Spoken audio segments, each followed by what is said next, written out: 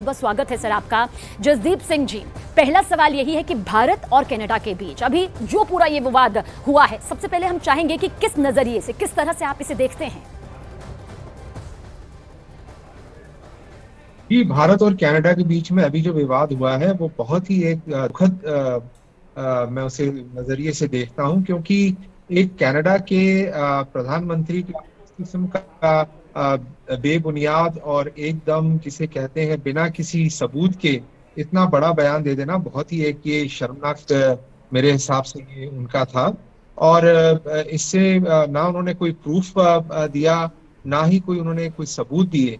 और ये मेरे हिसाब से बहुत ही एक इमेच्योर इररिस्पॉन्सिबल काम था, जिसमें कि एक माइनॉरिटी कम्युनिटी को एक पॉलिटिकल पॉन की तरह कुछ वोटों की खातिर जिसे कहते हैं कि वो यूज करके और उन्होंने अपना ये जो बयान दिया है, और मैं इसकी कड़े शब्दों में निंदा करता हूं। और अगर उनके पास कोई प्रूफ है या था और अब वो दिखाएं, क्योंकि उन्होंने अभी तो यही कहा है कि हम अभी इन्वेस्टिगेशन करेंगे इस एलिगेशन की, और आप इन्वेस्टिगेशन से पहले ही इतना बड़ा एक आरोप लगा दें, ये बहुत ही एक साजिश का हिस्सा लगता है। जसदीप जी, इस पूरे मामले में जिस तरह से कनाडा के प्रधानमंत्री ने यह बयान यहां पर दिया और उसके बाद भारत सरकार की तरफ से भी कड़े कदम यहां पर उठाए जा रहे हैं, लेकिन कनाडा में इस वक्त इस पूरे मुद्दे को किस तरह से हवा दी जा रही है, उस पर क्या कुछ आप कहना चाहेंगे? वहाँ पे काफी मेंबर ऑफ पार्लियामेंट है जो उनकी पार्टी के हैं, जिनकी सपोर्ट से ट्रूडो की सरकार है। और जगमीत सिंह के पिताजी जो थे वो पहले 90 के और 80 के दशक में खालिस्तानी ग्रुप्स के साथ इन्वॉल्व थे, और ये उन्हीं की वजह से ये सारा जो है अभी वोटों के लिए अपनी सरकार बचाने का काम चल रहा है। और इसके लिए अनफॉर्चुनेटली जो मिनॉरिटी कम्युनिटी है, जो सिख कम्युनिटी, इसको फिर से एक मोहरा बनाया जा रहा है।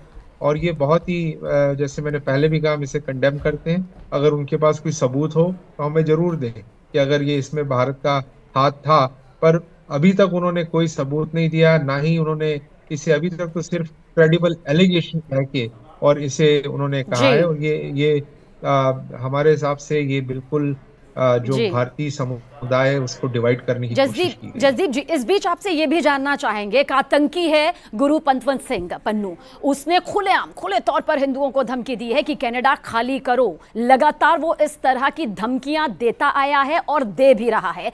कनाडा सरकार खुद अपनी खामी को यहां पर छिपा रही है, बजाय इसके कि आतंक तो उसकी जमीन पर पल रहा है और वो कुछ भी करने में खुद ही लाचार नजर आती है या फिर कदम नहीं उठाना चाहती।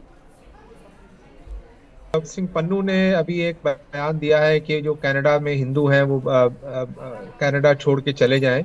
ये एक बहुत ही बचगाना, बहुत ही जिसे कहते हैं घृण वाला बयान है।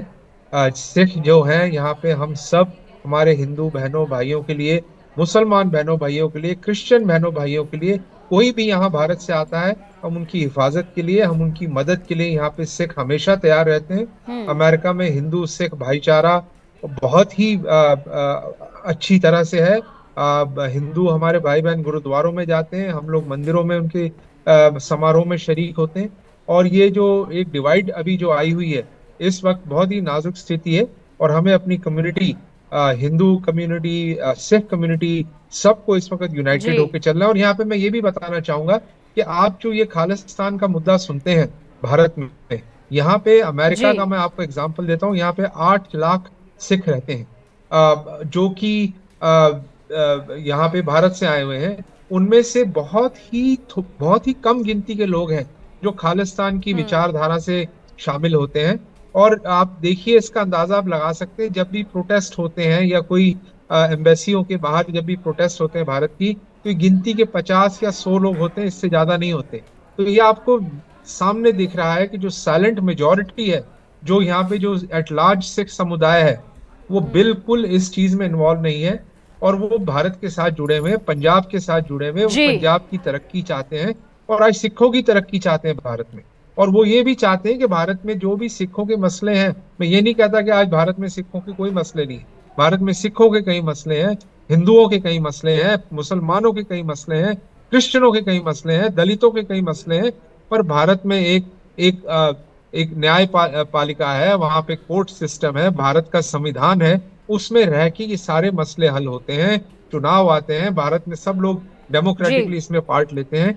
तो यहाँ पे इन चीजों को सिख समुदाय पूरी तरह समझता है, और वो पूरी तरह यहाँ पे हमारे हिंदू बहन भाइयों के साथ इस हम्म। वक्त खड़े हुए हैं। जसदीप जी, देखिए, भारत बखूबी जानता है कि आतंक पर किस तरह से लगाम लगानी है। कनाडा की धरती पर किस तरह से आतंक बेलगाम हो रहा है वो पूरा विश्व देख रहा है, लेकिन बेतुका गंभीर आरोप यहां पर खुद भारत पर लगा दिया जाता है। लेकिन भारत की तरफ से भी फौरन यहां पर जिस तरह से जवाबी कार्रवाई की गई, जो कदम यहां पर उठाया गया है, आपके नजरिए से क्या लगता है आपको? क्या वो काफी है या इससे भी सख्त कदम यहां पर उठाए जा सकते हैं?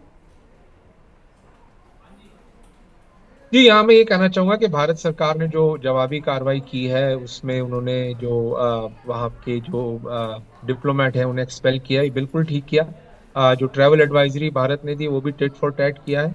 और मैं समझता हूँ कि इस वक्त भारत को जो यहाँ पे जो कम्युनिटी है, जो हमारी सिख कम्युनिटी है, जो हमारे बिल्कुल एम्ब्रेस करना चाहिए।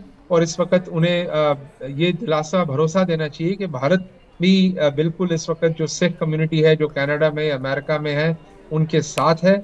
और उन्हें बिल्कुल ये जो डिवाइड ट्रूडो सरकार करने की कोशिश कर रही है, उस डिवाइड से बचना चाहिए, और हमें एक यूनाइटेड जी। फ्रंट इस वक्त रखना चाहिए।